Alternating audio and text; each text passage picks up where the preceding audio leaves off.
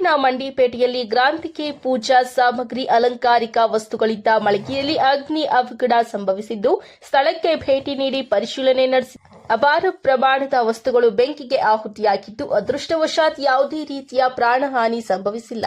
ವಿದ್ಯುತ್ ಶಾರ್ಟ್ ಸರ್ಕ್ಯೂಟ್ನಿಂದಾಗಿ ಅವಘಡ ಸಂಭವಿಸಿರಬಹುದು ಎಂದು ಪ್ರಾಥಮಿಕ ತನಿಖೆಯಲ್ಲಿ ಕಂಡುಬಂದಿದೆ.